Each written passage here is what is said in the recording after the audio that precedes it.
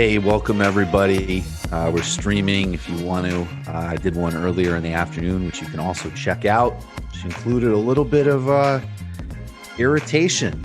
And I was accused of not being a revolutionary. Oh, wow. That my definition of revolutionary was not 4-year, like biannual third-party voting.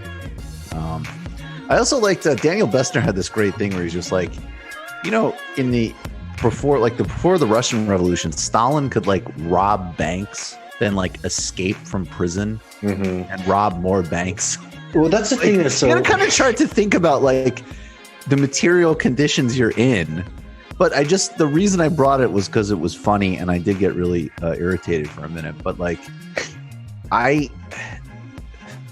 if that word means cosplay, if that word means fantasy, if that word means escapism, which we'll talk about more, I want nothing to do with it. I want no one to have anything to do with it. But do we need, let's just say, revolutionary changes? 100,000,000% yes. Anyways, welcome to the live stream, everybody. As always, if you can, hit us with a super chat. Not sure we'll get to every comment and question because there's a lot that I think probably everybody's going to want to express around the horn, but we'll try to. And when you do that, it's a big help for the YouTube channel. So if you are able, and it is easy, kick us a contribution. Also, if you are able, now is a great time. We're holding pretty steady on Patreon, but we're also helping a lot of folks out with deals. So this is a time for you to either jump in if you want a deal, or to just come in at a higher level and help us power forward with the work we're doing and help other folks. Patreon.com/TMBS. All right, I talked earlier. I'll come back to me later. You guys, Bernie's out. First reactions, thoughts, reflections. I mean, I was just saying to Matt, it's obviously it's really devastating. Bernie Sanders really meant so much to so many people. My mom texted me. She said that she was crying. I mean, it's sad. It's definitely a moment where we're seeing something that we put a lot of effort and work into, collapsing. But at the same time, as not to trying to be overly optimistic about this. Obviously, I'm feeling the pain as much as everyone else. It means that we have a mobility going forward. We have a lot of opportunities and what kind of strategies that we're going to be putting forward over the next couple weeks, and then over the long term. It looked like it was coming for a long time, basically.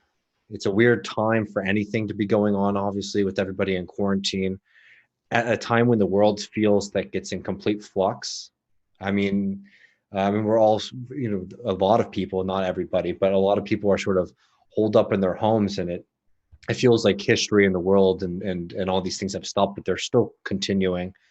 So I don't know. I mean, I think we'll get into some. I mean, there's a part of me too that just like I'm very invigorated personally right now because I just feel like this is a time for strategy and for bold perspectives and to really be pushing forward. So I have a lot of energy and excitement putting into that, but obviously this is a massive setback, and I don't think there's any use in saying anything other than that it's a massive setback for us in our movement, and we have to keep barreling forward though.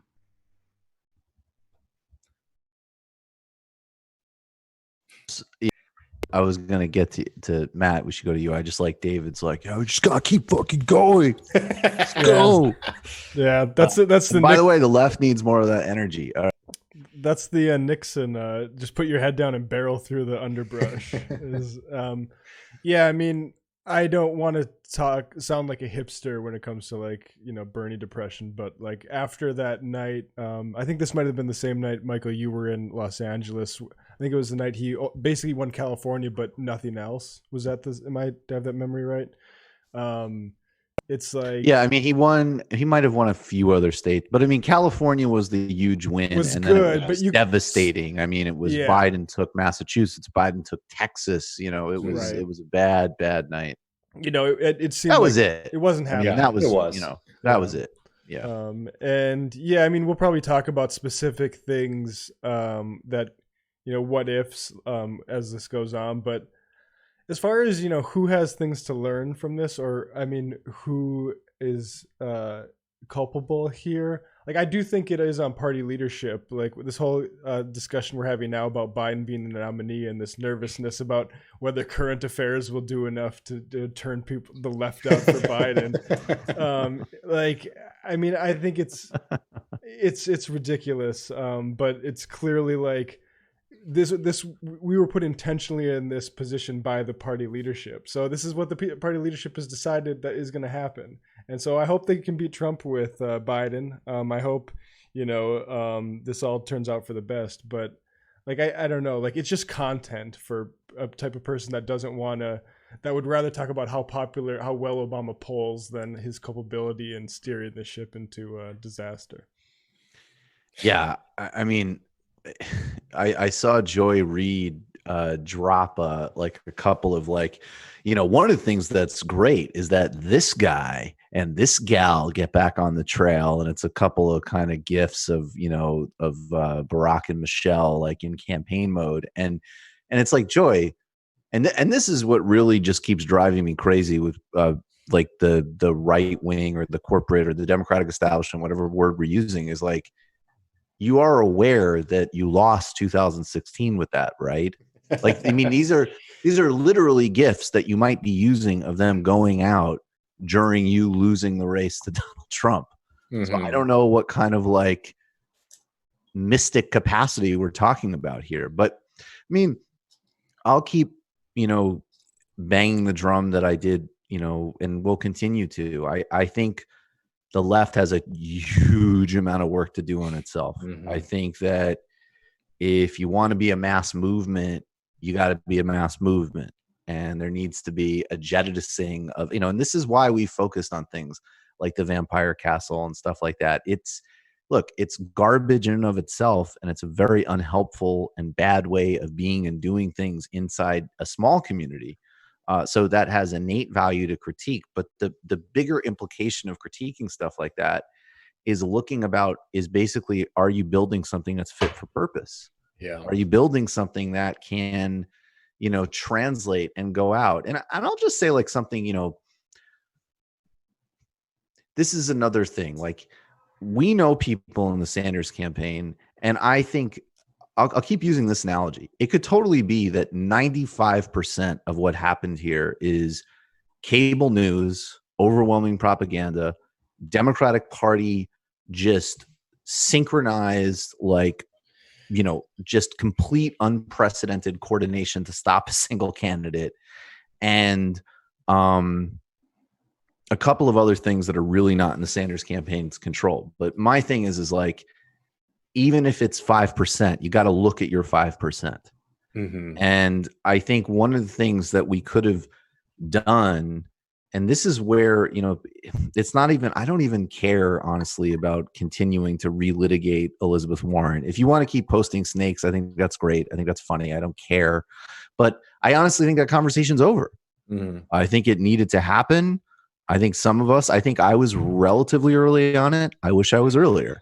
But the point was like the way in which the left has gotten so inside a certain type of very narrow professional managerial class and liberal discourse and cultural practice, I think, it not only had the effect of the campaign of kind of like fighting online with, a fifth place finisher, but not looking at the proper terrain, which was that this was always a race between Sanders and Biden.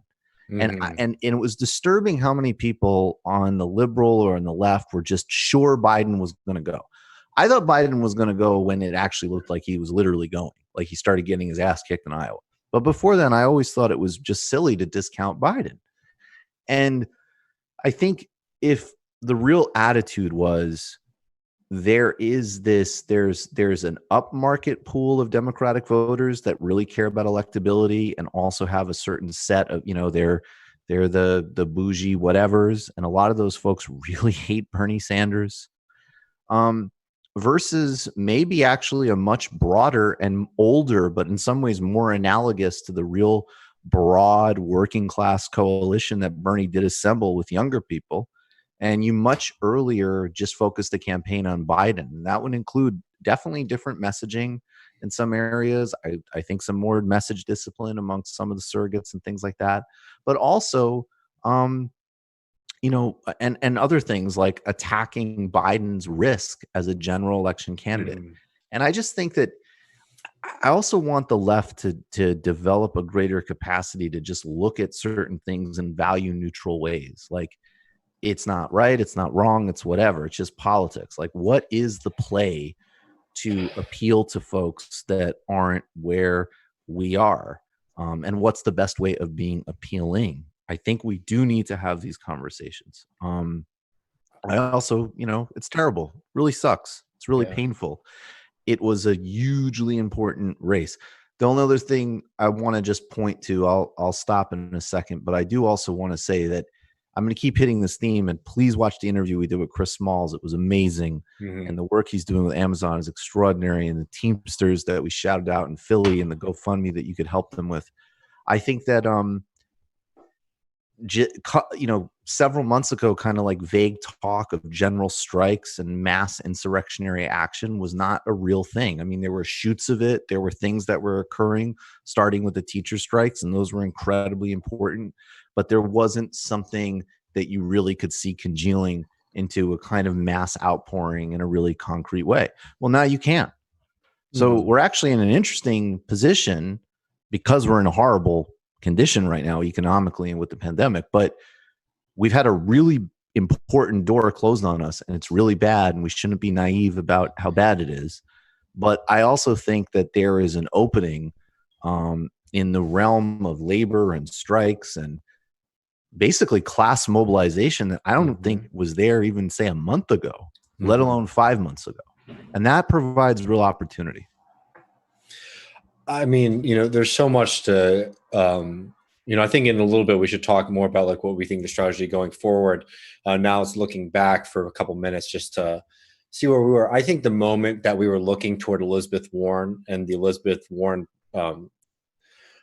supporters to sort of push us forward, we had lost at that point.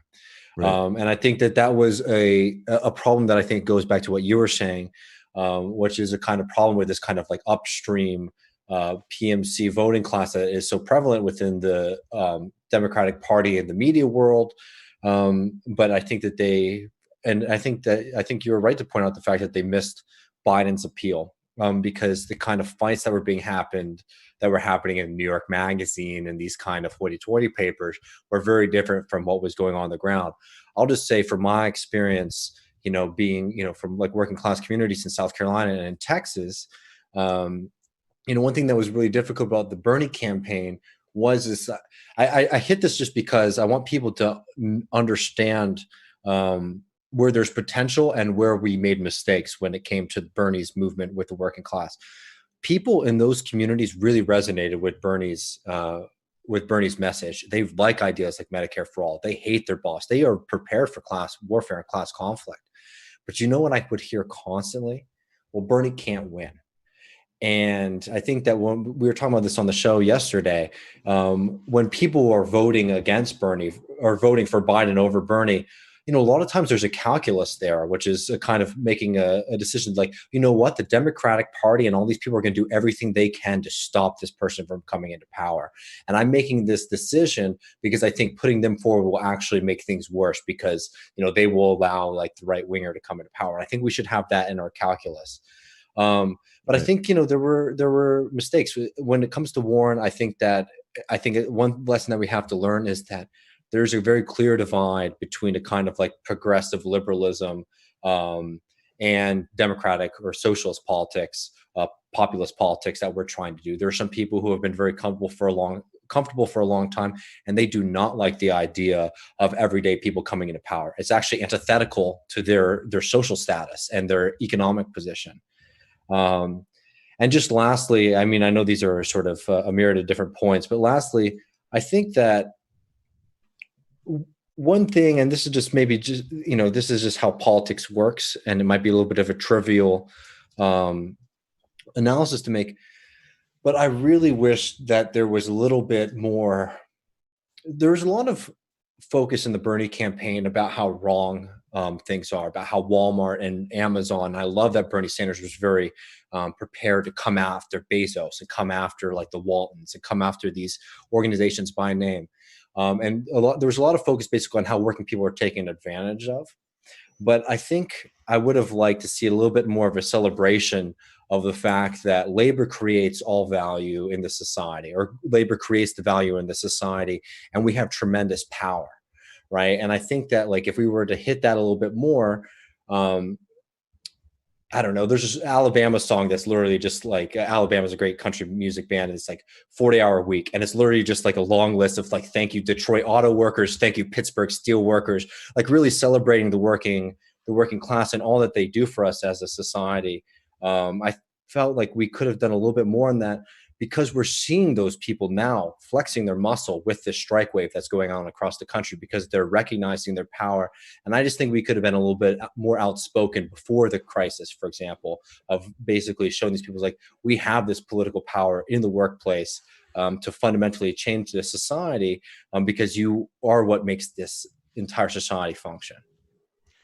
Yeah. But I mean, that's funny you say that, because I think that there is a real radicalism to that, but that's actually a great normie message. Yeah, that's what the Republicans do. And you need to do that. And also, you know, you need to also acknowledge that people's personal ambition is okay, people's desire to improve their livelihoods, that when that is like, when we're critiquing and talking about the culture of oligarchy and excess, that's like the pure moral indignation. But 99, you know, a vast majority of voters are thinking of aspiration. You know, some of them obviously have bought into some consumeristic whatever we can critique, although I don't know that you want to spend a campaign doing that.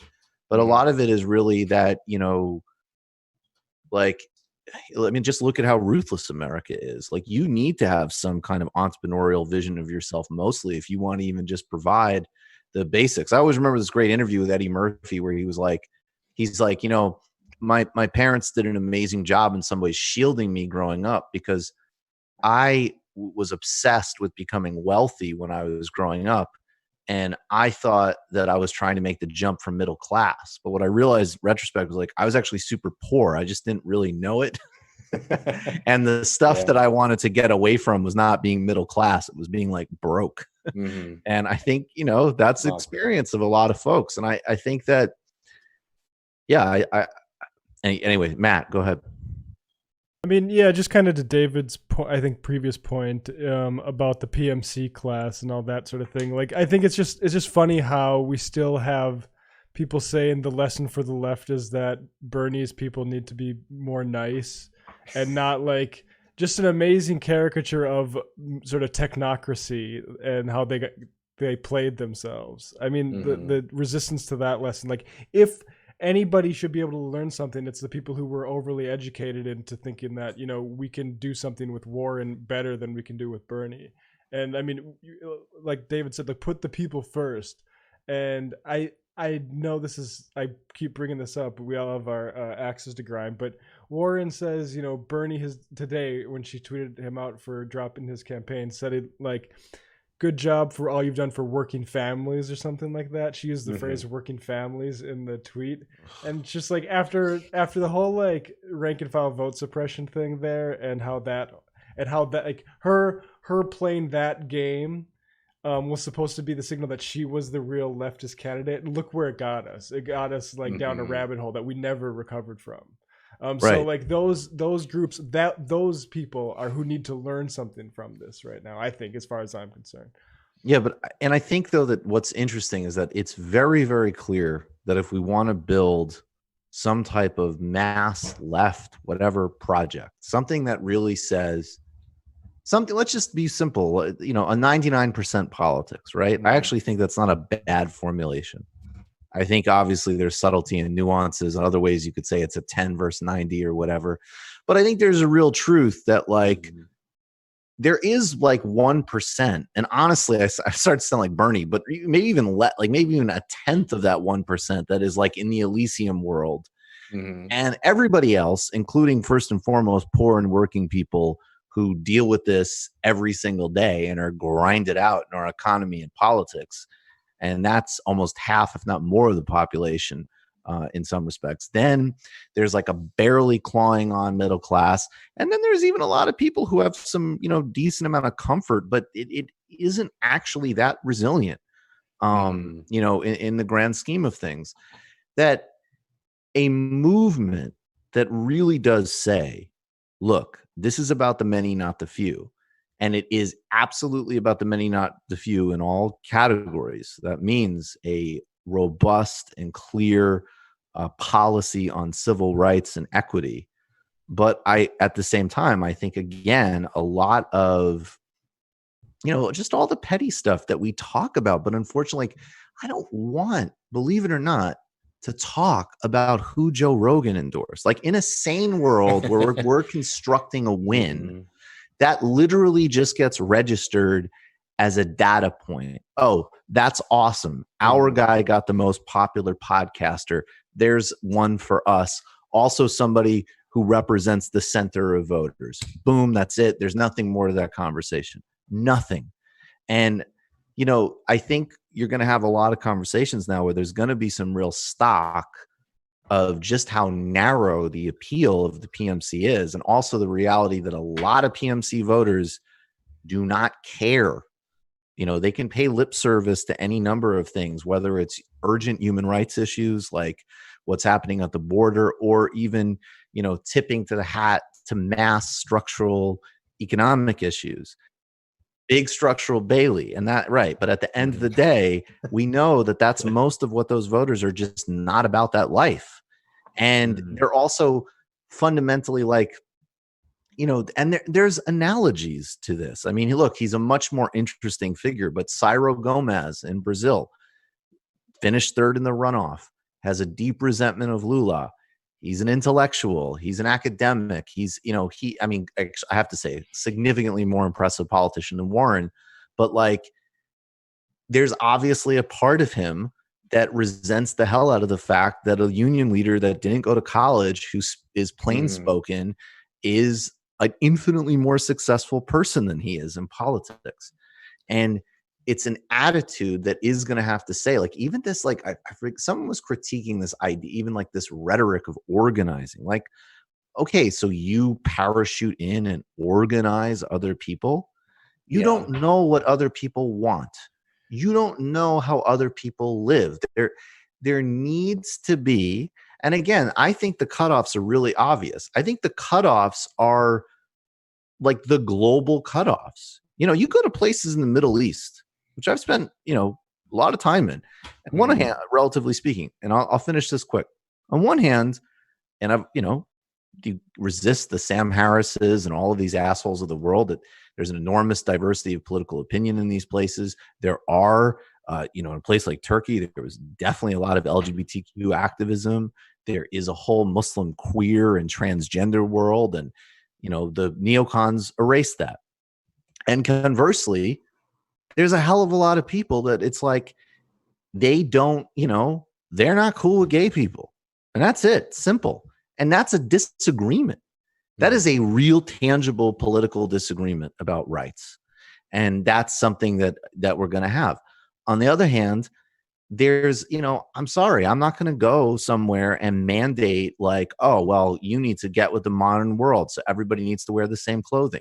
You need to get with the modern world. You need to embrace, sex before marriage or whatever. Like, there is a part, I mean, these are extreme examples, but I think that there is a liberal closedness with basically other people's just way of life that manifests in speech. It manifests sometimes in different tangible attitudes about controversial issues. It manifests in guns. It manifests in, gender stuff, all sorts of things. And I'm just, really, again, of like, can we simplify and go back to like the Freedom Charter of the African National Congress, like clear bedrock rights and dignity for all is not the same as mandated ways of being or governance or trying to force everybody else into very particular subcultures. And just as like most people don't want to join a mega church, like most people don't find you trying to drag them into your cult appealing. Now, then, and by the way, if you're doing the Moonies, that's fine, because all you need is 5 million people or less. I just listened to a good Grubstakers episode on this, to make a fuck ton of money and have sushi chains in New York hotels. But if you want to elect Bernie Sanders president, you want to revive the labor movement, you got to become infinitely more like horizontal and relational with the mass of people, you know? I think you're hitting on something, and let me just put it in a kind of historical context too. That I think, because I think where this argument at this point, I should say, gets lost on folks. You know who has always been way more advanced when it comes to issues of like gender, race, and sexuality than the majority of the population? It's been the socialists and the communists. Literally, that was the first charge that was laid against them. You read the kind of radical stuff that was happening, for example, in the early Soviet Union before Stalin took over. And remember that Stalin literally, not only was, Stalin very much against a lot of the kind of like radical socialist ideas that we support, Stalin put in all these like really harsh family laws, right? He actually returned to a very conservative idea of like the family, reversed access to abortion and all these things, right? So you just have to understand the context of like what Stalin actually meant toward the Soviet Revolution. But the early Soviet Revolution was radically progressive on all of these issues. You look at the United States, right? You look at, the socialist communist parties were always the first people fighting for gay rights, fighting for trans rights, fighting, you look at the Alabama Communist Party in the Deep South, fighting for the rights of African Americans in this country. So it's not a question, for example, about fighting or being prepared to fight for these rights. What liberalism does, liberalism sees social problems, and it thinks, instead of dealing with these in a material way, let's deal with everything in a symbolic way. And that is the kind of politics that we're seeing now, right? So it's not actually about empowering people from marginalized communities, right? It's about recognition. It's literally, it's like, I'm not gonna do anything about your bank account. I'm not even gonna really step in with the way that your boss is treating you, but you know what? I see you.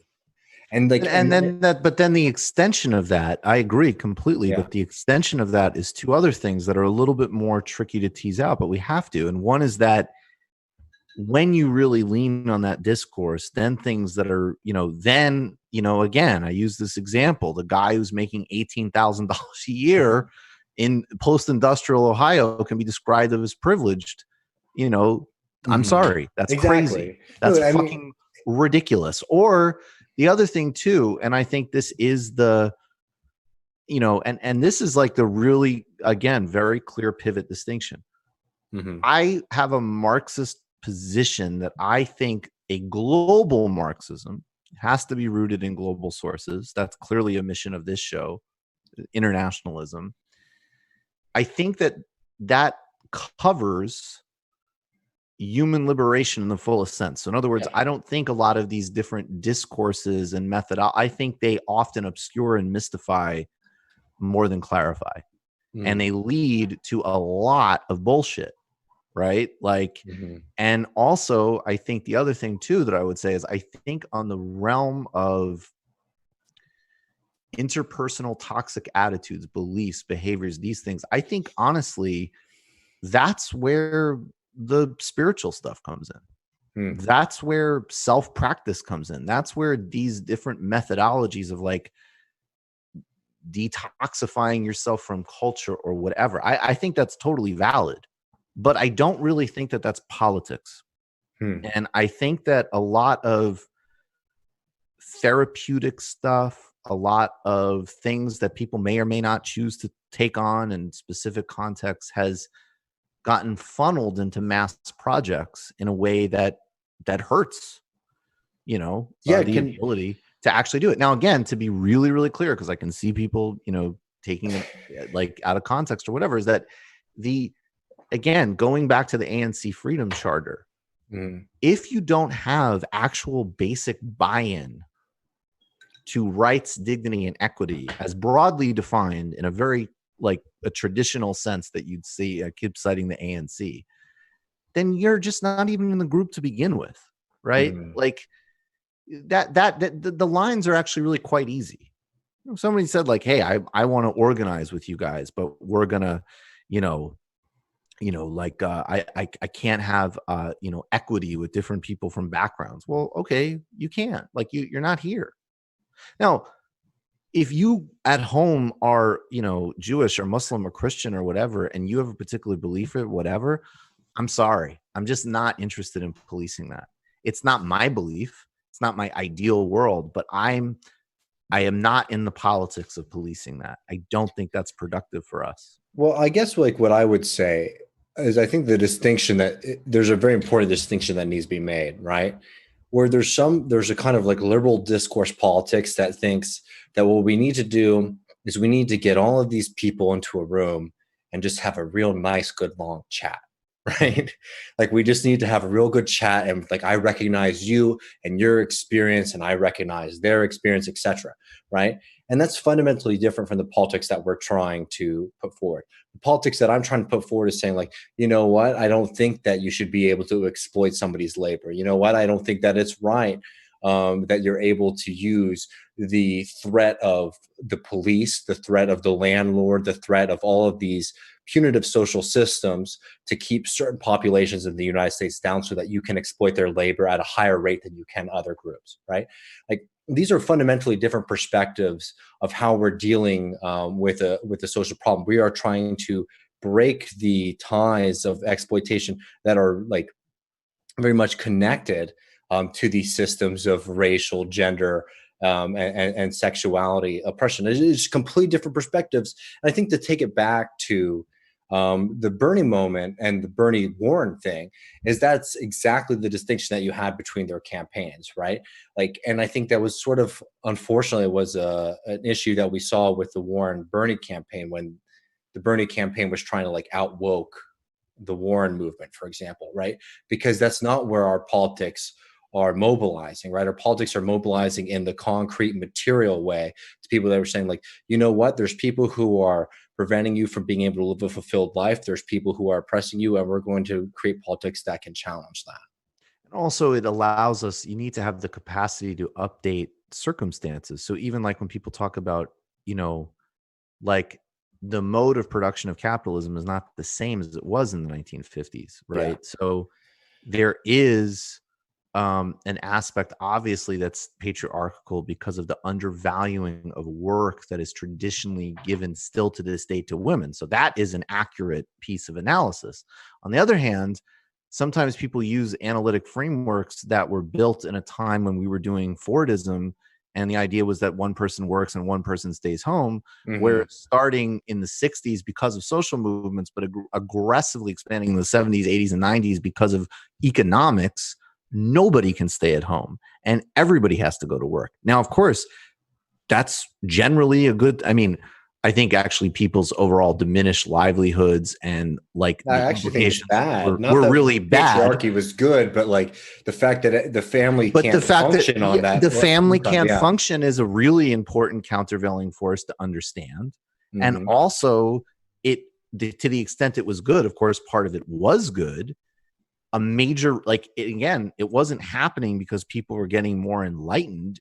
That was part of it, but a lot of it was happening because of the economic demand. So then it's like, okay, so how do we talk about capitalism in a way that's appropriate for 2020? Like the analytic, models are different, so I just think that is where at some point in my worldview, you got to get to either two bases. You either have to get to the ultra material base of everything, or get to the touchy-feely stuff or whatever, which is like empathy. How do you cultivate it? Yeah. What are the barriers to it? These are questions that are more preoccupied in religion, philosophy, whatever. And I think they're really damn relevant. I certainly do.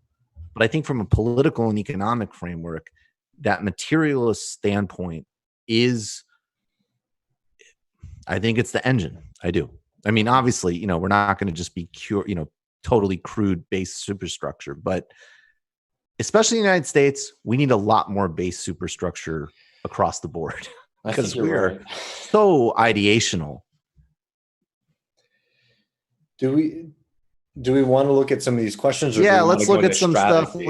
Let's look at some stuff. Let's look at some stuff. Are you Do taking you them, have that, David? Matt? Oh, I can scroll through these, or I got him. Okay. Yeah. All right. So let's see. Here's the first sort of question: what if the real movement was the friends we met along the way, and we were the heroes we were waiting for, like Harry Potter? Oh, is this a joke? Yes. Yeah. Okay. I mean, the Harry Potter thing kind of puts, yeah.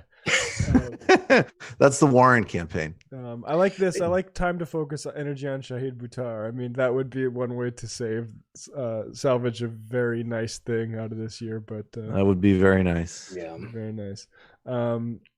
Really hoping for Michael. This is from Patrick Stevens. Really hoping for Michael to do a Reagan impersonation denying a COVID-19 test to a gay person.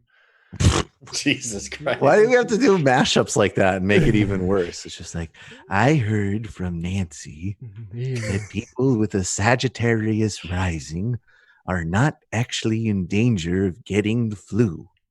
But if you go to a bathhouse like Rock Hudson and you're a Sagittarius rising, then you might get the flu. Do you guys know Rock Hudson? Do you know that reference? No, who's that? Rock Hudson apparently was a friend of the Reagans, and he was like this, real, like, not first tier, but kind of like Hollywood tough man who was in the closet. Oh, man. And it was kind of like one of those things where people tried to use it like, see, they weren't that bad because they tried to help their buddy Rock out. And it was just like, wait a second, you mean like, while, gay men are literally dying across the country, having to like put their bodies in the streets because the Reagan administration doesn't give a fuck about what happens to them. They were helping their old, Hollywood buddy out. That's great. That's very, it really makes them look good. All right, the two sort of related chats here. One from Tanya A. Who will trigger a general strike? Days on All India Media says there should be one, but who would lead that now? Just looking for perspective. And then Daniel Evans also says Cooperation Jackson has called for a May 1st general strike. Please weigh in. Guys? I mean, I think that when it comes to who will lead a general strike in this country, I think the parts of the economy where workers have the most direct power right now are in distribution and logistics. I mean, if you really wanted to make this country feel the pain and like you really want to have your demands met quickly, it would be the truckers. It will be the Amazon workers like Chris Small. Those people have a tremendous amount of power right now in the immediate term. But I'll tell you what, I think Richard Wolff, I was rewatching actually the interview last night. Richard Wolff, his point was really interesting that we're actually sort of living through some form of a general strike right now. Right. And the fact that just like all this production isn't happening. So even without like an actual organized sense, it's almost ironic. It's like the virus is almost organizing labor in a way that like you couldn't expect. So wait, so COVID-19's like Jimmy Hoffa? Yeah, it's like, I got a plan for the American working man. It's going to be a very bad flu, and I'm sorry about it. But it's the only way because you people can't even get it together to elect that kind, sweet old man. We all love Bernie. It's like, but you're not going to do it. So there's going to be a big fucking flu going. Jesus Christ. It's like God or whoever made the simulation of Earth like forgot to program in the strike model into it. So like, this is like the oh shit! I'll use a virus. That'll finally. I'll use a virus. These guys are gonna cook the planet if they don't stop working. Like I guess a virus can make them finally get in their heads. They're not gonna do it cognitively. That's so. So fucked up, and a part of me thinks it's true. That's the Marxist version. Don't do all the new age bullshit. Marxist like, virology. Mother Earth who's trying to control the population. Don't do all that shit, but just like, I'll tell you what, you won't get card check. So I'm coming through with a pretty tough flu so you can finally disrupt the supply chains. How much more money does a fucking mediocre sociopath who literally looks like an egghead like Jeff Bezos have to make before you people organize? You're going to need a little help. You're going to need a little help. Yeah, I got a little buddy coming to help you out from out of town. Oh, that's so good. The corona. Wait, it's more like the God simulation is Hoffa, and it sends like De Niro is just like, yeah, I was a virus. It's nothing personal. In fact, I don't even want the fucking host site to die. I'm trying to become part of you. But anyway, the Americans wouldn't organize themselves, so Jimmy thought we needed to do a little fucking work. Yeah. Rolling Stones music starts playing. Oh, I love it. Honestly, like I agree. We're sounding like the right wingers, right? That this virus is a communist plot to undermine American capitalism. Oh, if only it were so. It's the same thing with Putin. Like if Putin had turned out, he's like, guess what? This was all a plot to expose capitalism. It'd be great. And yeah, exactly. If a virus could do that. You elect a man like this. What more do you need to know about how rotten your system is? Like, honestly, it's gonna be Dianne Feinstein next time. Okay. Dianne Feinstein is 2024. Yeah. Oh Jesus! Everybody's gonna think it's gonna be Cuomo, and then Feinstein's gonna come swooping in. Just the Democratic Party's horse. just like, I mean, I like that he cut Medicaid, but we got somebody that's more old and uninspiring, maybe has cognitive limitations. Yeah, 8 different 30-year-olds also ran, and they drop out to endorse Feinstein, and you find out they all worked for the CIA. Okay, we got some more here. A common cause between labor and capital, means of production. Rentiers suck wealth from both. See classic economists like Hudson. Driscoll, I think she means Griscom, but says Driscoll is so sexy. TMBS After Hours. Yeah, Tara TMBS After would Hours. love to deep dive into Heterox PE with you. Okay. Okay. All right, there we go. I mean, Okay. No, I guess we're all a little thirsty they're today. thirsty out there, man. Thirsty. The Driscoll OnlyFans. Thomas Cruz, please have Kim Iverson on show. She voted Bernie. She's fellow leftist podcaster, anti-imperialist, and anti-Bolsonaro. Kowalski from Nebraska. Bernie dropping out doesn't change the plan. We still have a planet to save and broken healthcare system to replace. Don't forget about your local elections. We need a foundation. Stay positive. This is a decades-long project. Thanks for that, Kowalski. No doubt about that. Although I do want to say, like, yes, and another reason that we need to be watching like Lula is we also need to like. It's fucking hard and it's difficult, but we also need to give a sense of joy, possibility, and frankly, having a winner's mindset. I think that's the left needs a winner's mindset. Yeah. Ben Riley says, seriously, I think y'all should run. I don't think my tweets really are conducive to that. I don't think that I think we can really start to see what may or may not matter. I love like Matt could do like an intellectual Trump. It's just like, I didn't say to throw a brick. I said a brick could be thrown. Yeah. But Medicare for all is a very big issue. I said it'd be I nice. wish. Believe me, if I wanted bricks being thrown, I could put down the George Orwell and I could throw bricks. I don't want the bricks to have to be thrown in the first place. I don't want but I don't want any bricks to be. I don't want the bricks to be thrown in the first place. I just want everybody to have health care. Exactly. But you're the one who doesn't want people to have health care. Yeah. I remember when you guys saw the Model 1, right? Oh yeah. I mean that was just fucking king. What happened? Wait, sorry. Where Trump, okay, first of all, it's perfect because he's even behind the podium, so his big fucking disgusting gut is hanging out. And they're talking to him about the models, which are fucking horrifying, of hundreds of thousands of people dying. And of course, his negligence is why we're here, along with Cuomo and whatever. And he's just like, well, my goal is, and he's doing the hand thing right in front of his giant gut and the long tie. My goal is to come under the model. But I didn't, the professionals make the models. I wasn't involved with the models, at least not that kind of a model. Yeah. At least he gives us that. Oh, I mean, that was next. I mean, that was probably top 10 Trump. That was top 10 Trump. That was like coming and like he hasn't delivered. I mean, he still puts out some good tweets. He had some great Elizabeth Warren material, but that was that. And I think up there. I think though that that models tweet and just like the compilation of all of Trump's one-word tweets, like those are my favorite. When he just does like witch hunt. Oh, I guess they're not one word, but witch hunt, social distancing. Right? I also I like the AOC. I was like, I can't see AOC and the three endorsing Sleepy Joe. I'm sad to say. I don't know. Actually, that's an interesting question. I mean, I guess they probably will. Yeah, they'll endorse him. In a nice actually, way. Here's another yeah. Here's another one from Trump, which was also really I can't find it. The one where he was like Elizabeth Warren and everybody else and Crazy Bernie got it stolen from again. Can we trade? Yeah.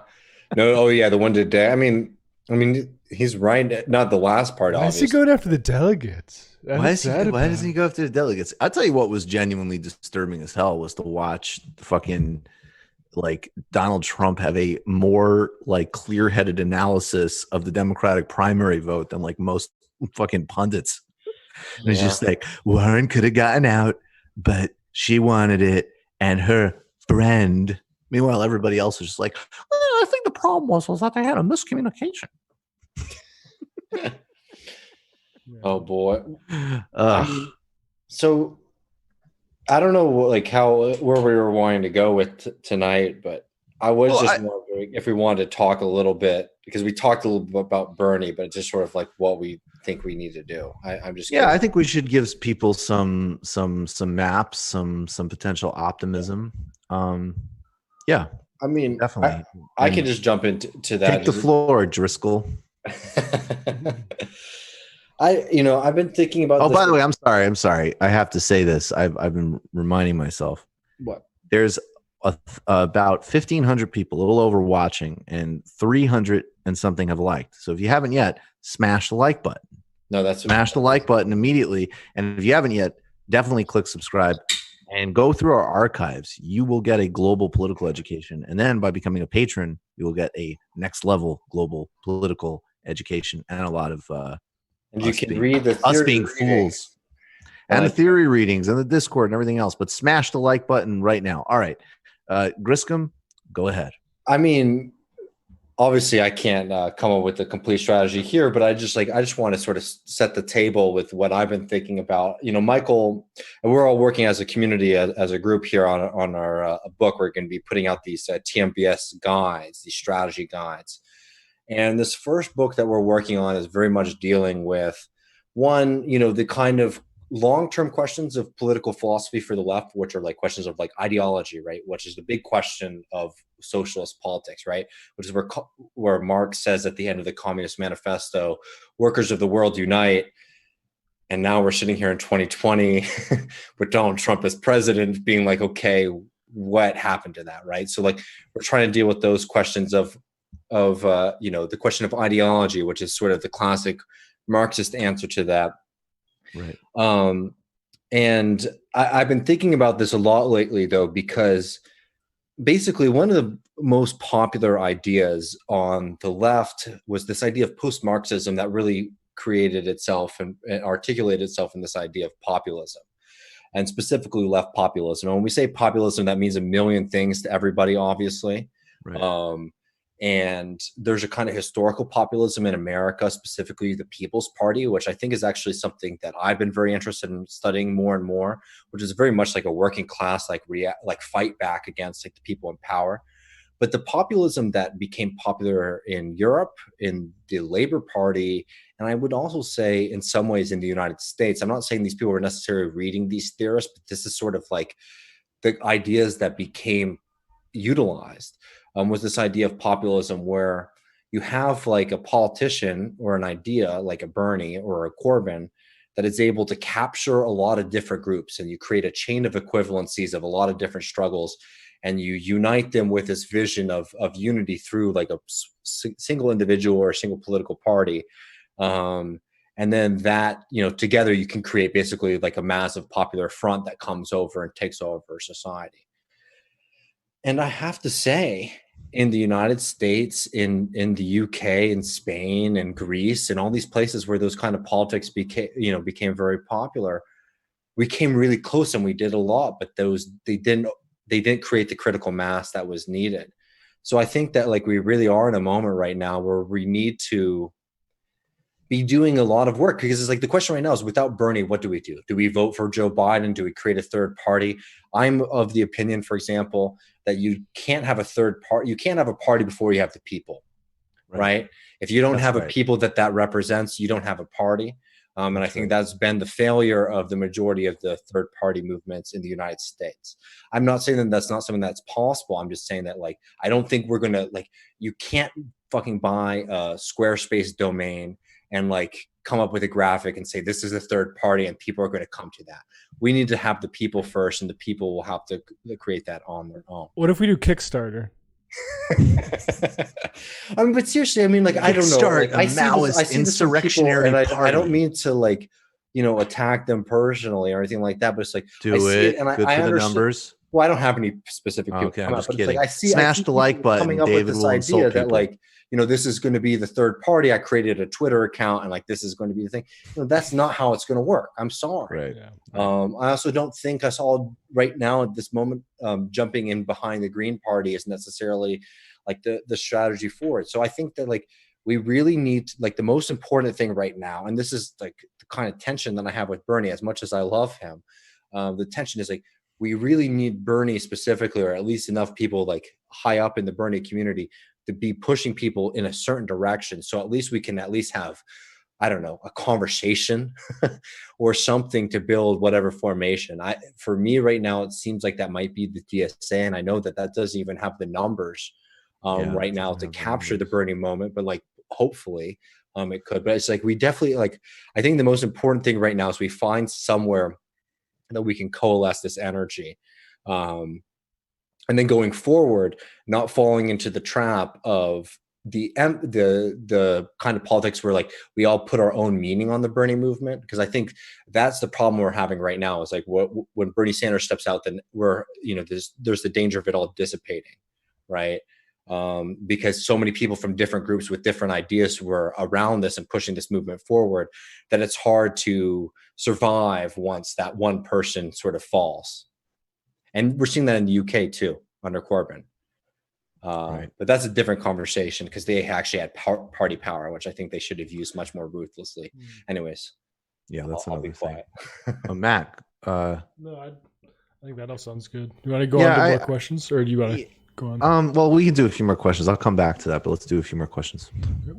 Okay, so let's see here. Do you think that we can achieve a moneyless society? Do you think that we need to redesign the political compass? Those are two very big questions. Those are two really big questions. I don't think, I mean, maybe I'm wrong. I don't think a moneyless society would be that desirable. I think it seems like a Peter Thiel type of moneyless society would only be would be desirable from a Marxist sense. In, like, we talk about this with Pepe. Sorry, I'm just like, this is like old school Marxism right here, but like, we talk about this with Pepe, right?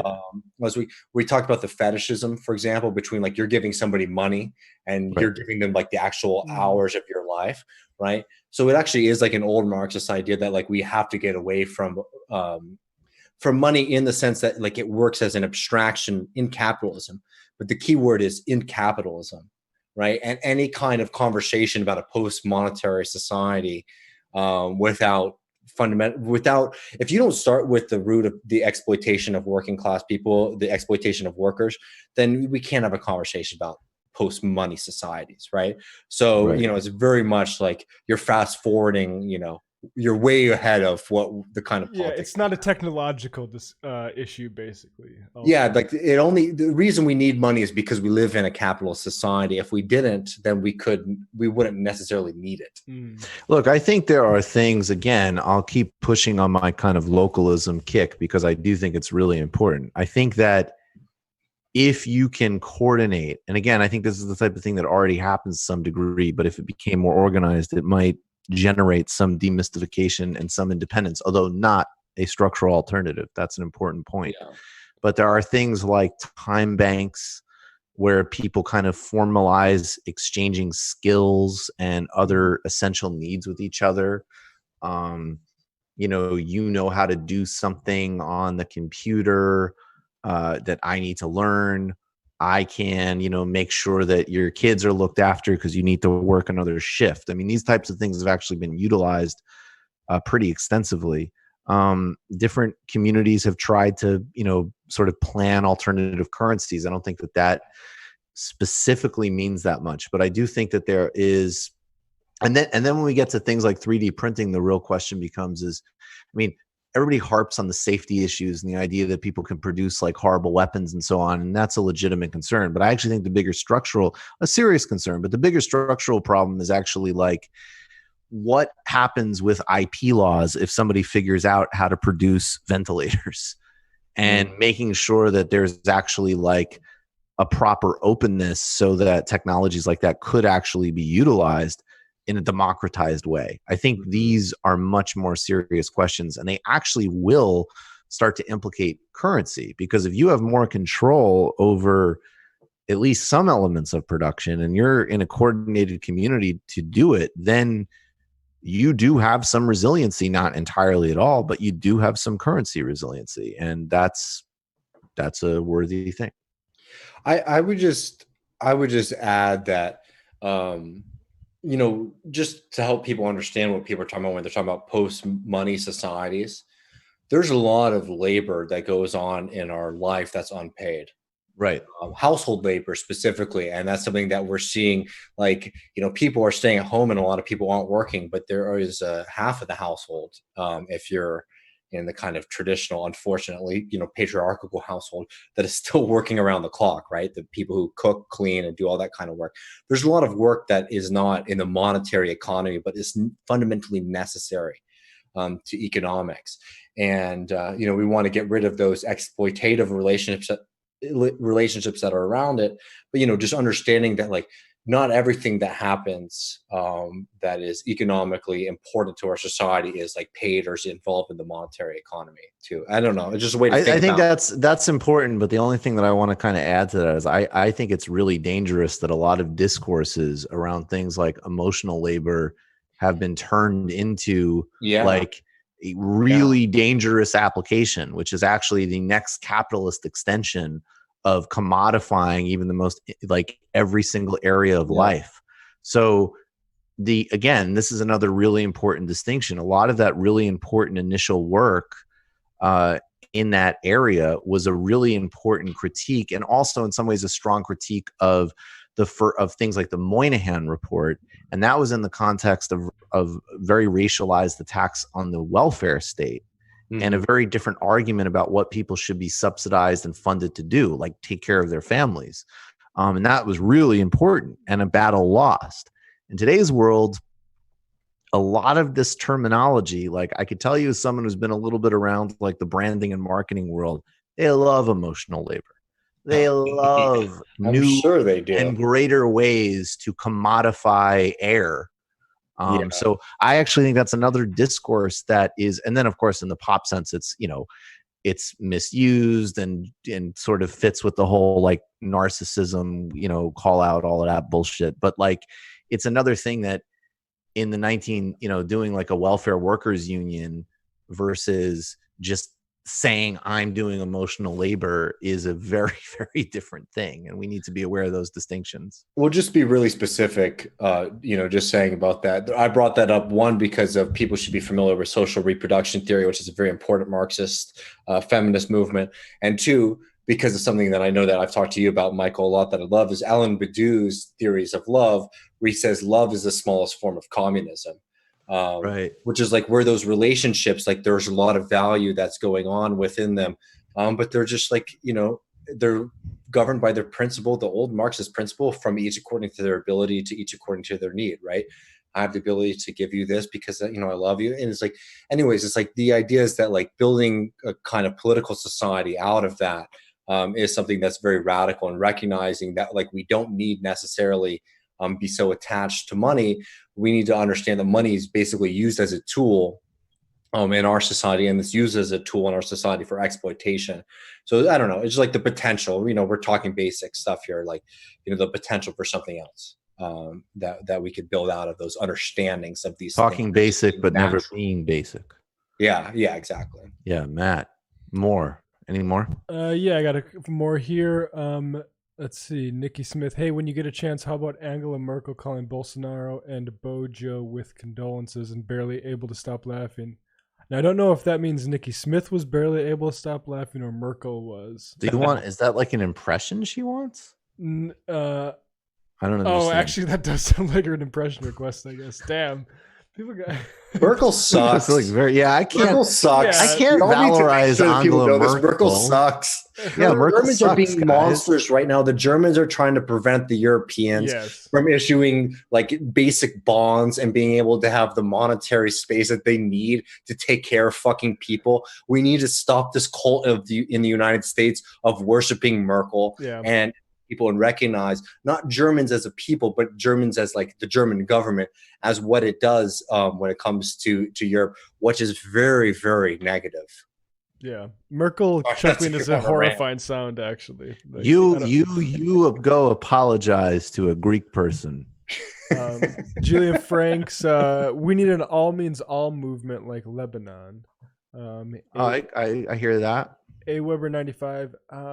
In Florida, I think I can kind of get this. In Florida, and a roommate at UPS is trashed with to PPE. I think it means UPS is being trashed with them for PPE and sanitation, and the union isn't doing much. Can you reach out to peeps if you can from Philly? Well, I'm not really sure what the request is there. But... I mean, I will. So can we will repost and I'll tweet out again the link that I mentioned yesterday from a specific local, I think in Philly. I don't even know. I don't think that this is even officially part of the union, but I will post that, and maybe that could give you a contact to reach out to, and I will also text my contact there and see. When people ask me things like that, I will always do my best. It's really tricky because a couple of other people have kind of asked me about different like work stoppage situations, and I think for obvious reasons they don't want us to talk about it on air, but just sort of our main thing we can do. But, we know people here and there, and we'll try to push information as we can. Mm-hmm. All right. Jeffrey at Sanya, a new movement called F. Joe Kennedy Vote Markey. That's a good movement. Okay. I thought I was already part of that. But isn't the dream scenario that Markey beats Kennedy and then Kennedy beats Warren? Danny Rios. And then Kennedy's like, I got a plan for you. I'm going to use my family name to defeat you, you boring, overrated, mediocre snake emoji. Okay, so Tara, who did the comment about Driscoll earlier, apparently we forgot to acknowledge her actual question there, so she sent another one. But here's the question: was I'm going to go back to it here, but it's basically, can there be common cause between labor and capital because the rentier class sucks from both? The rentier class? Yeah. The rentier. I think there can be I think that, again, I think that like genuine in the current environment, genuine like mom and pop businesses and that type of thing is part of a coalition in some ways. I do. Yeah. I mean, honestly, like even absolutely. As a Marxist, you recognize the power relations between landlords and people. And why they're so nasty, but just as like a basic economic level, it's not good to have people basically pulling money out of the economy who aren't doing anything. Right. And that's what the rentier class is. And that goes. And we can expand that to like IP, Silicon Valley IP. Yeah, exactly. That's what I was saying. It's like to IP, there's a lot of people in that class. Yeah, they're absolutely negatives. And yeah, again, I don't even think you have to go to like a Marxist place. Like I think even a lot of Keynesians and kind of like progressive, like, leftish economists have the same perspective on it. And that's where there is constructive, like this is, again, another tendency that I just can't stand. And we really cannot retreat into fantasy life. This cannot be a time of cosplaying and fantasy. It's really fucking serious. And it actually does require revolutionary change. Like I'd like to actually reclaim that term for people that are talking about reality or not just describing, pointless personal acts that have no material effect. But one thing I will say, like to balance out, just as we need to get infinitely more open and tolerant and way more expansive in terms of social and cultural practice and so on, on the policy and political level, that's actually a very constructive ground. There is a huge amount of overlap in the short, immediate, and potentially even long term, actually, if you look at concretely how you would transition certain things to more like worker cooperatives and labor generated businesses and things like that. Like, there is a direct overlap between people that want to build local economies, want to get rid of monopolies. Obviously, we think the end goals and so forth, and especially with regards to strategic industries, are different, but there's a ton of overlap. And again, that's, another very fruitful terrain. Like, I would like, if, of course, coming out from Medicare for all, but could you imagine if socialist and left formations actually had a message that resonated with millions of people that actually run small businesses right now, that legitimately employ a handful of people, that legitimately actually, have some obligations, some sense of what they're doing, at the very least in terms of their own livelihood, and that we actually had a message for them, that would actually be enormously politically constructive. So yes. This is just a comment, really, Michael, not a statement or anything like that. But, somebody who's very anti-Bernie, and that we have some, we at times have had issues with, Michael Parenti. Yep. Who's definitely like an ultra. Have we ever had issues with him though? No, but he's people who like Michael Parenti are people who definitely call us, false flag operations or things like that. I like Michael Parenti personally. Yeah. I read Michael Parenti a lot. I think he's a very interesting person. Anyways, Michael Parenti, actually, I'll find the video later, but he has a whole talk at one point where he just is like talking about the benefits of small business. Which is pretty wild. Because he's a false flag operation. This is like dare the you. American communist. Like, this is somebody who will defend the Soviet Union to the last, to the last wall. And he's somebody who says you know what, we defend small business because guess what? There aren't very many small businesses. The economic pie that small business actually represents is so small. We do live in a country of monopoly, where the majority of economic activity, the wealth goes to a very small group of populations. So, and it starts to quickly, and again, it actually really, there was this guy, Gar Alperovitz, or Michael Schumann, I think is the other person's name, but Gar Alperovitz. I'll tell you a story about him later. Oh, I tried to work for I guess this is like whatever. I tried to, after college, I had an interview with Gar. Yeah. So we're not to the final round, and he didn't hire me in the end.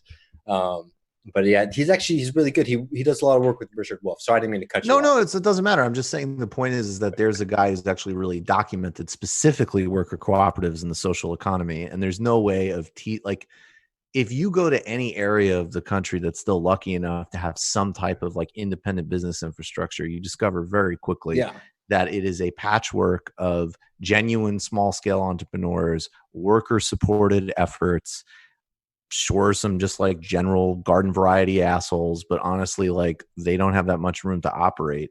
And yes, it must be a part of our politics, both on a policy level and on an organizing level. Mm-hmm. Yes. All right. My friend got us copies of Ture Reads Toward Freedom. I'll pre-order 2 copies of Against the Web as a thank you. What are your thoughts about it? I'm really excited to read Ture Reads' book. I've read the excerpts. He's like his dad. He's brilliant. And I think that starting to kind of really make that story of post-war African-American politics and leadership to be much sharper, and tell the real story there is super important. And obviously, Adolf's one of my main sort of figures. 6:00 on the Jacobin YouTube channel on Friday night, Adolf Reed, Cedric Johnson, and I are going to be doing a panel online, obviously, about the Black vote and Bernie Sanders. And I'm really looking forward to that. I'm really excited for that, honestly. Yeah, it's going to be good. All right, a couple more here. Will you guys do a report card for Alberto Fernandez? Who is Alberto Fernandez? President of Argentina. Oh, right. The current president of Argentina. I'm sorry. I think here's the thing. We got to realize where there's benefits and where there's losses. I think what they're doing, for example, with abortion rights in Argentina are very exciting. if they can flip that that fight there and flip that fight for the continent, that's a huge victory, right? I don't know. I'm not trying to be too much of a of a dirty communist, a dirty red. But it's like, look, the workers aren't in power, right? We have these kind of progressive folks, and they're doing some things that are positive, and we have to continue fighting and doing the political work, as we do it obviously in the United States under our current regime, as people do in Mexico. I mean, we have to keep fighting everywhere. I don't want to jump. I don't want to jump over my knowledge, basically. In praise, but I think that there's positives and there's way that we can use this to our advantage. Look, I mean, Alberto Fernandez was very strong on Lula, which is a huge thing not only for this show but for really in solidarity and restoring some sense of the left in Latin America. He's also provided a place of refuge for Evo Morales after the coup. I think these are really big things. And his response to Corona, to the extent I've seen it, has been on the stimulative populist end. And obviously, I really, really think that when we consider the U.S. role in Latin America and the potential of aggression, obviously most aggressively in Venezuela, Nicaragua, and Cuba, but actually absolutely potentially in Mexico or Argentina, we should very much bear that in mind. So I think so far, if I'm thinking of things from a working class perspective, I'm very glad that Cristina de Kirchner and Alberto Fernandez are in power right now, and not Macri. And so, yes. Is a real leftist media outlet possible in the U.S.? I don't know what that means. Yeah, I mean, I think I don't think there's a cable leftist outlet ever going to happen on this planet. No, I don't. Yes, if you mean on that level, that's never going to happen. Yeah. I think we can filter in. We're a little stronger bit. Because these media apparatuses exist, though. I'll be blunt about that. That's also. Oh, no, media apparatuses like this. Yeah, but I don't think like outlet, right? Like an outlet. We don't have the power of a CNN or anything like that. And to be really, really blunt, and I want to be really clear about this, I am all about you should go on all platforms and do the best you can, and I think that that's valuable. And and also I think people need to make a living, so I have go do your thing. But on a big picture level, if Vice sniffs a trend and get some trendy people to start talking about social justice, that might be relatively positive. It might also be relatively negative because they might hype a bunch of trends that are totally unhelpful to a left project. I don't even know.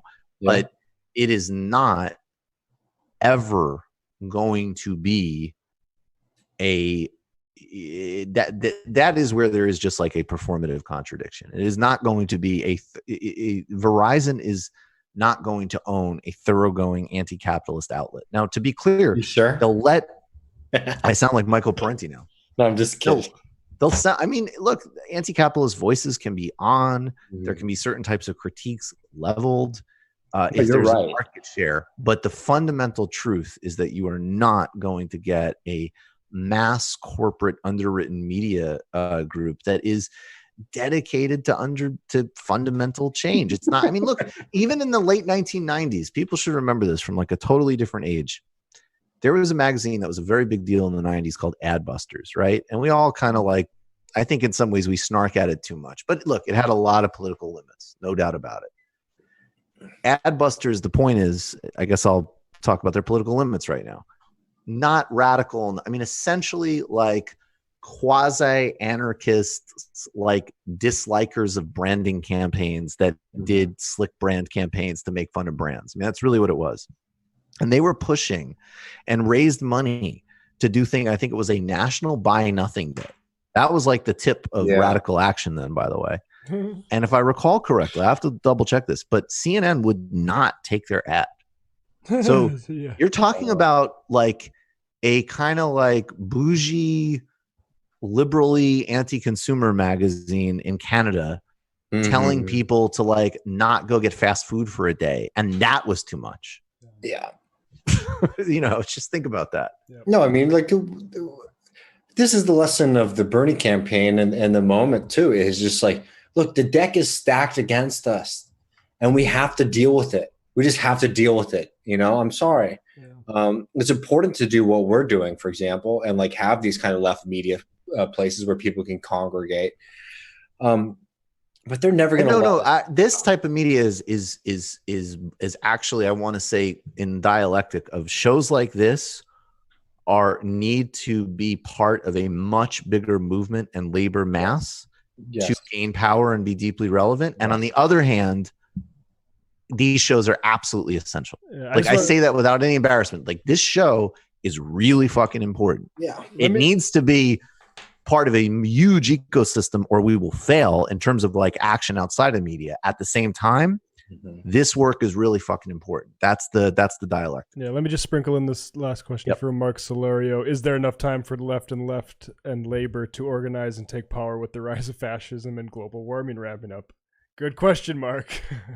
Is that labor as in like labor or Labor Party or labor? For the left, and it's labor, just it's not spelled labor like UK. Yeah. So yeah, I think it just means labor. I don't know, but we're in a race against time, and that's why we do need to do, like, I don't want to have to keep talking about like performative wokeness and subcultural politics and Vampire Castle and all this shit. Honestly, I would prefer to talk about like China and Pakistan's shared currency, or how to actually elect governance, or whatever else. But we have to run a fucking like a 5-minute mile. We have to compete in the Olympics. We have to do serious shit, and we're not in shape for that now. So I think that as long as we're breathing, it's possible. But we really need to be kind and also seriously interrogate ourselves and let go of all sorts of fucking bullshit and nonsense that is going to hold us back, because it's really serious. I mean, like, the state of the planet cannot allow for the left to be a bougie morality tale plaything. No. And that's what it mostly is. We don't have that luxury. We don't have that luxury. We do not have that luxury. Will we get our manners under control in time for the liberals to let us do what we need to do? This weekend, Daniel Bessner and I are talking about the left habits that need to be unlearned for patrons. So there'll be more of this type of thing from a historian's perspective. Daniel Bessner is a historian. Actually, sorry, I just meant to say it's just so funny. Sorry, I don't mean to cut you off. I know you're on a roll, but like, no, it's cool. It's funny. I was just thinking when you're talking about at the very beginning about like Trotsky and Stalin robbing banks, what Bessner was saying. It is so funny that there's like this American in me that's just like, Jesus Christ, those people didn't get thrown away in jail for the rest of their lives. Totally. Well, that is the really funny thing when you read about any of these people. Like, when you read, you're like, oh, okay, so Castro was jailed by the Batista regime. He thought he might get shot by a firing squad, but then they were like, yeah, actually, you can just go, like, whatever. But then, like, he went to Mexico. Then he went, like, this stuff is not operative in 21st century developed capitalist No, our states. system is much better at much better. Jail forever. Keeping people in jail for, dude, Julian Assange didn't leak. Even I've been so colonized. He reported on war crimes, and he is being held like he's an Al-Qaeda operative.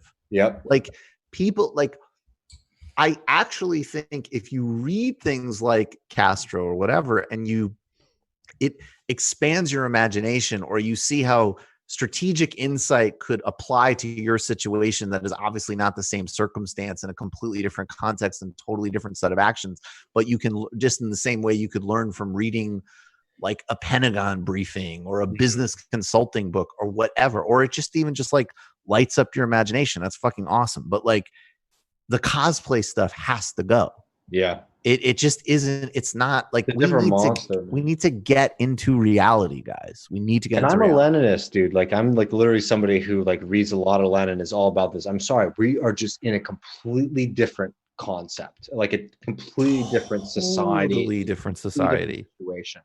Totally different. And I don't think. I guess what I'm saying is like, I don't think that's a disavowal, for example, of me thinking that Lenin has very important insights. It's literally just like being a good Leninist, actually, and saying that like, the United States in 2020 is a very different society than the backwards dictatorship of Tsarist Russia in 1915. I'm sorry, they're different societies. They're different. And dude, I mean, again, like, reading Castro, and he commented on Lula when Lula first came in, and he's just like, President Lula's like part of our struggle. We're all doing the same thing. He's in a different set of conditions. Like everybody understands that. All right, Dave from Jamaica from the chat, real quick. As I look back, do I think we need to be meaner to our political enemies, not normal people, but people respect toughness?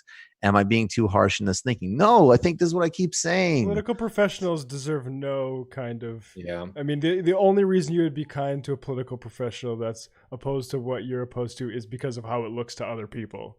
But, like, absolutely, yeah, don't worry about... And I'm not talking about, like even like earlier today on the Majority Report, like it's like the idea of differentiating, like, no, I don't think that the Bernie Sanders campaign should ever say something like we would say about Elizabeth Warren on this show. 100% no. Obviously. And that is totally different. Yeah. Really? You support healthcare? But like you should have put, like, look, in the beginning of the campaign, there was a stories going around about how Elizabeth Warren did corporate law consulting. And not only did that not become a story, a million people, including people who would go on to be Sanders supporters, were like, this is unfair. And this is fuck that. Let the story do its work. That's called politics. Yep. Like that. And so I think this is another problem that I see in left and liberal formations, actually, where it's like there is this like horrifying, like puritanical lack of forgiveness about certain things that are like, whatever in the grand scheme, or even things that of course deserve a course correction, but like, don't need that level of like the grand inquisitor. And then on the other hand, there is this kind of like, oh, well, we don't go negative. When they go low, we go high. Fuck all that. Like, guys, I don't think that Bernie being quote unquote mean to Biden in the last 2 months would have done shit. But I do think if Bernie had spent 12 months saying Risky Joe, we got to beat Donald Trump. And I don't know if Risky Joe's the one to do it. Yeah, I think that would have helped. I do. And I don't think that's particularly mean. I think that's just, he's Risky Joe. That's right. It's true. Like, yeah. Any more questions? Occupy Milwaukee wants a shout out. So shout out Occupy Milwaukee. Shout out to Occupy Milwaukee. I mean, we got a lot to work forward to work. Sorry, we have a lot to work. You drinking tonight, buddy? I have been, but yeah, I was gonna say you're on your. It's like we got stuff to look forward to, but it's about Lenin. And it's about the fucking value form. But most of all, it's the different fucking context, but it's still Lenin. And we just got to barrel forward. The fourth quarter, and we're fucking down, but you don't go home. Hey, I don't do any sports metaphors yet. I think, guys, one of the things that I'll also say in terms of our thinking and also what we're doing on the show, obviously, is, and some people really like this. I was never able to pretend that the Sanders election was any less important than it was. It was super fucking important, and it's a huge missed opportunity. There's no use in doing fantasy about that. And there does need to be national political leadership. Mm-hmm. But on the other hand, I mean, it will be fun on some level, and maybe in other ways give people more creativity and empowerment to, we're going to be going very far and wide outside of the electoral realm. Exactly. Because this is actually not the main site of contest right now. I think we'll have the conversation about strategic voting or not or whatever. And I'll say, as I keep saying, my position on this is just never, I have not, and I'm thirsty for a compelling alternative answer, to be honest, but I've not been given one. Mm-hmm. But I don't want to, we're not going to spend 6 months litigating that. We're going to be talking about strikes, about local resiliency, about history, about internationalism, about rebranding, whatever, because there's a lot of work to do. Mm-hmm. Beyond this like Habsburg election. I forget who called it that. Was that you, Matt? That sounds like a Matt Christman thing. Yeah, it does sound like a Matt Christman thing. And by the way, it's true. It's literally a Habsburg election.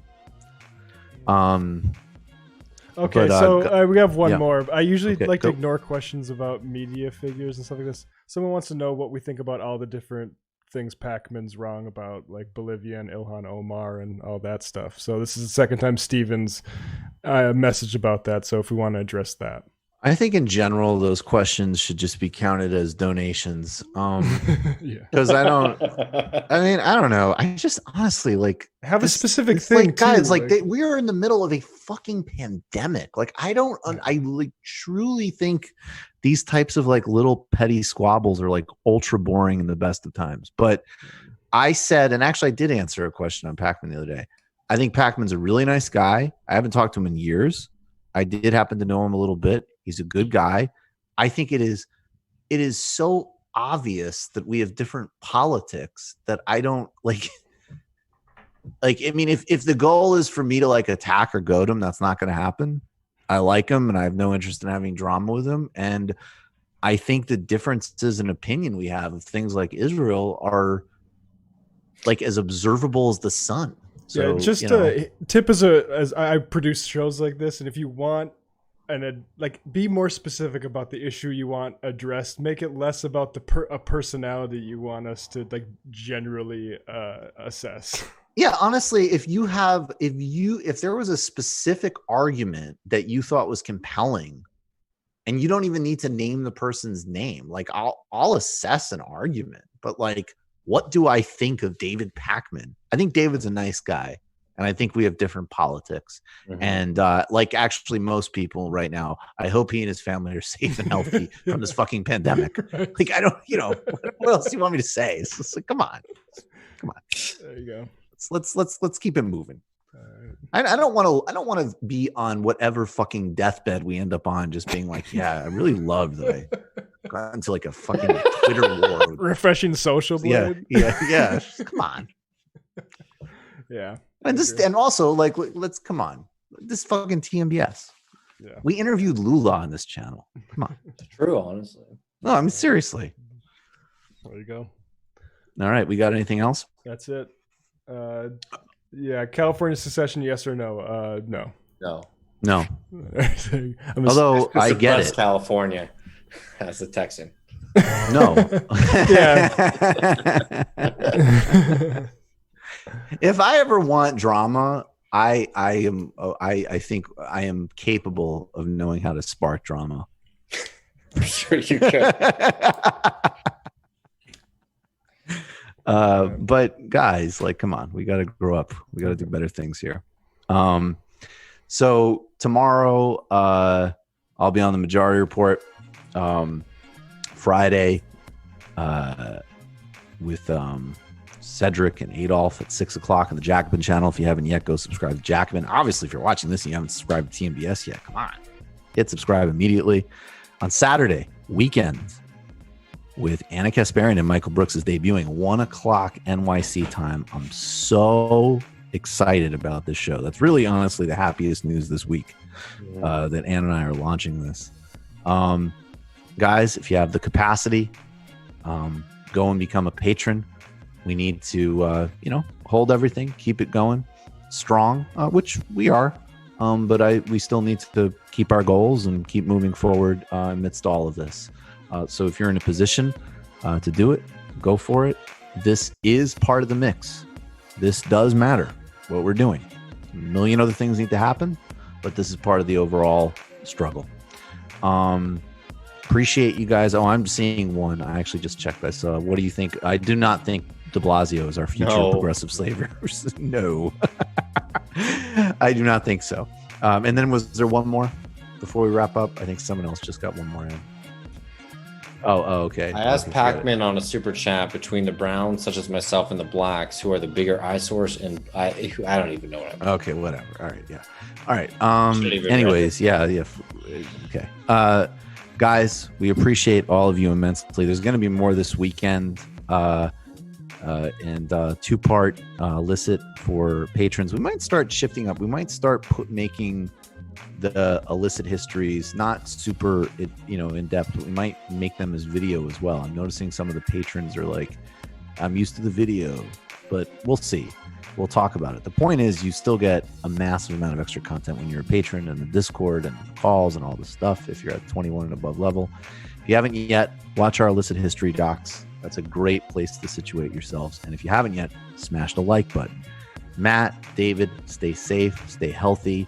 Thanks to the mods. Thanks to each and every one of you. We will persist. I'm gonna butcher it, but Lula, I tweeted this out. Nevertheless, she persisted. Nevertheless, she persisted.